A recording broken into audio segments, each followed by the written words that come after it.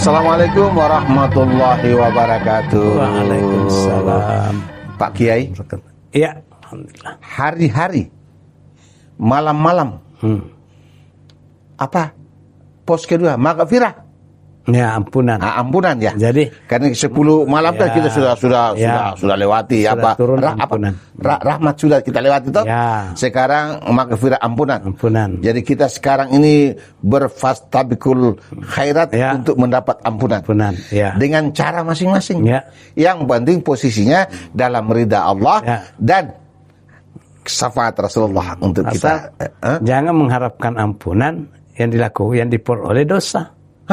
Adakah? Ya, karena kita ini kan perbuatan cuma dua, mahmudah dengan mazmumah. Baik dan tidak baik. Baik dan tidak baik, betul. Yang mendapat ampunan itu kalau yang melakukan kebaikan. Kalau yang melakukan yang maksiat dan muntarat itu bukan dia mendapat ampunan, tambah lagi. Oh, begitu kah? Ya, tapi begini. Di subuh ini, saya mau di bulan di malam-malam dan di hari-hari yang tinggal beberapa hari ini tiba pada apa itkum minan nar, pembebasan dari api neraka. Bebas dari api neraka.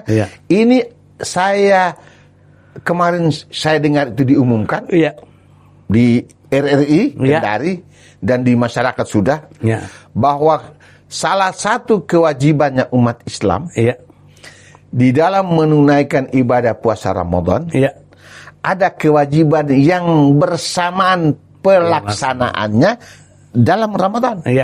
Kalau di luar Ramadan tidak katanya. Saya bilang, kenapa kau bilang begitu? Iya, itu kan satu kali.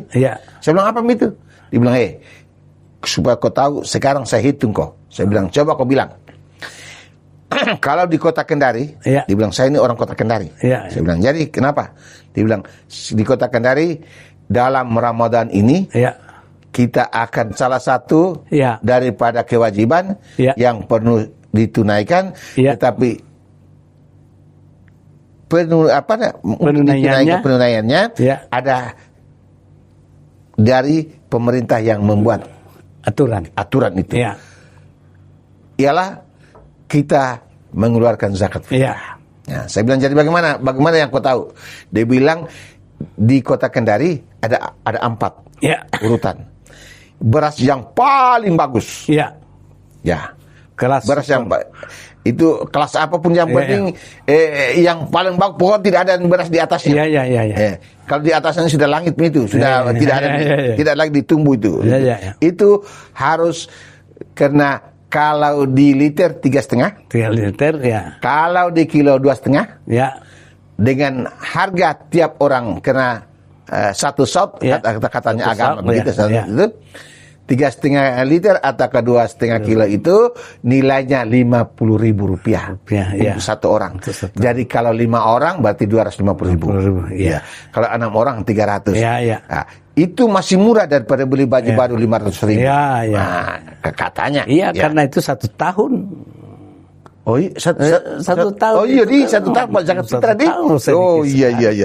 Padahal dibanding dengan yang Pak Imam makan berapa ton? 1 tahun. Kalau makan itu saya rasa itu pasti tapi itu ada pulsa. Paket lebih mahal itu daripada zakat fitrah.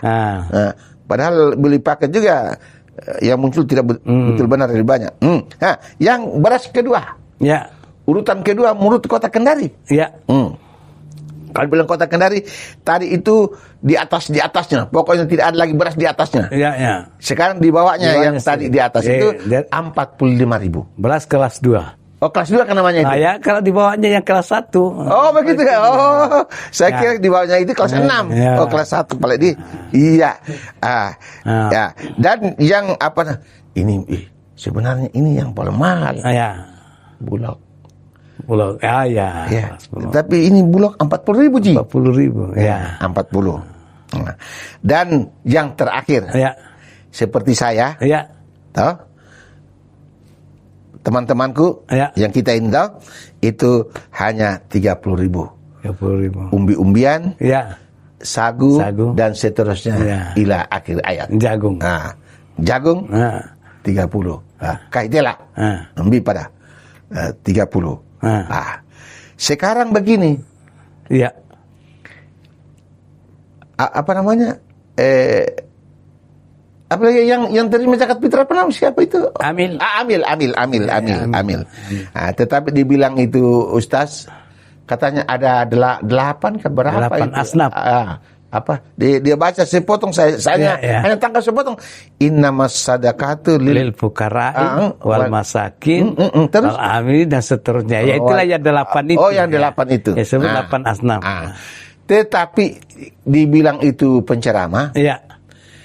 Utamanya zakat fitrah itu adalah makannya fakir miskin. Iya. Sekarang dia punya muncul pemahamannya sendiri. Adanya begini pemahamannya dia itu. Kalau zakat fitrah itu adalah fakir miskin, salahkah saya? Ini belum apa sih bilang. Kenapa kau bilang salahkah dirimu? Kau bilang dulu. Dia bilang, salahkah diriku bila? Saya mau untuk mengeluarkan zakat fitrahku di fakir miskin ini. Bukan nanti saya lihat pada Ramadan, tidak. Saya tidak melihat yang fakir miskin itu dalam bulan Ramadan. Tidak, saya tidak pakai itu. Konsepku. Saya bilang, kau ada konsepnya juga sendiri. Saya punya konsep yang di luar Ramadan, yang sehari-hari saya lihat, itu fakir miskin. Jadi apakah saya salah? Bila? Bila? Saya yang terima wal amil ini, yang amil itu saya bilang, Pak Imam, kita baca itu apa kau baca saja itu, kau terima misalnya ini supaya suci bersih, karena dikatakan itu harus didoa. Saya minta Pak Imam baca doa saja, karena saya sudah tahu saya baca fakir miskin bukan Ramadan. Saya baca fakir miskin di luar Ramadan. Jadi orangnya saya sudah tahu saya putar di Mandongan sih saya tahu, itu fakir miskin. Saya langsung minta imamnya doa saja. Ataukah bila perlu bolehkah saya doa sendiri, baru saya serahkan itu kepada yang fakir saya maksud tadi. Apakah saya melanggar dalam tatanan tanda kutip? Ataukah bagaimana kau tanya Pak Kiai? Saya bilang nanti saya tanya Pak Kiai. Gampang itu. Jadi bagaimana itu? Wah, ini kalau sudah berbicara dalam konteks zakat, itu memang penjelasannya luas. Penjelasannya luas. Masalahnya banyak. Kenapa masalahnya banyak? Karena mestinya orang semua menunaikannya, tapi ternyata banyak yang tidak menunaikan. Itu namanya problem. Kan maksudnya? Itu bermasalah. Akan ada yang dikatakan dengan yang namanya masalah dalam masyarakat. Apa itu masalah itu perbedaannya kenyataannya dengan yang seharusnya. Seharusnya umat Islam semua berzakat, tapi ternyata banyak yang tidak. Berarti itu problem namanya. Nah sekarang kita masuk kepada zakat. Zakat itu ada 2. Zakat mal dan zakat fitrah. Kalau zakat fitrah itulah yang telah harus bulan Ramadan. Tapi kalau zakat mal ada yang tidak harus Ramadan. Kalau zakat fitrah harus Ramadan. Kemudian kalau zakat mal tidak harus Ramadan. Zakat mal tidak harus Ramadan. Tidak harus Ramadan. Berarti boleh di luar Ramadan. Boleh di luar. Jadi itu. Nah, kemudian zakat fitrah itu yang ditetapkan oleh pemerintah itu boleh, itu bagus. Karena dasar landasannya, makanya kalau bisakah beda itu zakat? Beda. Bisa beda di satu daerah dengan daerah lain bisa beda karena persoalan harga. Kalau menurut fikihnya yang itu tadi katakan Pak Imam itu 2,5 kilogram atau 3,4 liter itu standar pokok. Satu sak namanya. Tetapi kalau di Kendari ternyata harga beras itu lebih mahal dari Makassar. Makanya menetapkan zakat juga mungkin itu lebih tinggi di Kendari daripada di Makassar. Makanya yang 50, 45, kemudian 30. Sekarang itu yang beda karena harga. Sekarang Pak Imam, ada 30. Nah ini krisis ini. Saya pilih saja yang tidak pilih. Oh tidak bisa juga begitu pilihannya. Oh, jadi sebenarnya saya itu berada pada posisi 50. Tapi saya bilang supaya ada lebihnya beli sendal, 30 saja. Wah, itu yang tidak boleh. Makanya kalau orang tanya, berapakah zakat? Sebenarnya yang ditetapkan oleh pemerintah itu dasar umum. Tadi pemerintah itu dia mengatakan 50 ini tidak. Kenapa tidak? Karena yang mengetahui kadar zakatnya sendiri adalah orang yang berzakat itu sendiri. Oh iya. Jadi orang yang berzakat fitrah itu yang dia tahu bahwa saya ini posisiku 50. Ya. Saya tidak boleh ambil 30. Ataukah saya ambil 40 atau 45? Tidak boleh. Iya. Makanya jangan lagi pergi tanya berapa saya. Jangan tanya orang lain. Yang jelas 50 ketetapan pemerintah. 45, 30. Sekarang pilih itu. Tapi bukan pilihan itu melonggarkan bahwa saya pilih yang 30. Oh, bukan berarti Anda sebenarnya konsumsinya itu beras yang di atas sekali nomor-nomor. Tapi kalau kau bilang itu karena saya juga dari kampung, maka saya full kampung ambil 30 saja. Ya, karena saya punya makan pokok di kampung kan begitu. Itu tidak boleh ya? Itu tidak boleh. Oh. Bagaimana ukurannya? Saya kan makan beras super.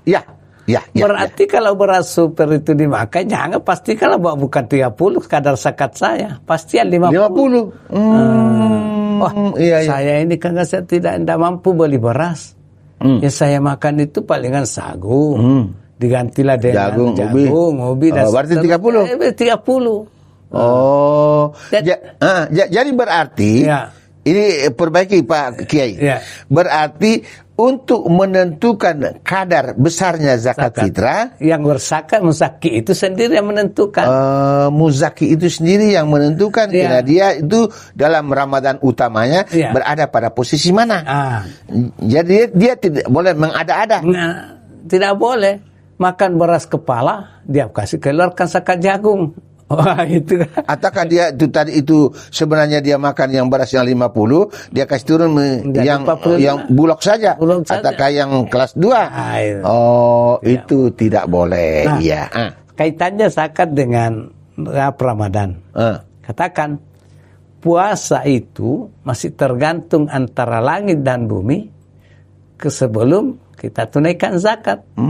Makanya kalau sudah dikeluarkan itu zakat fitrah itu berarti baru sampai itu pahala puasa kepada Allah. Makanya kita harus bersegera bergas untuk mengeluarkan zakat.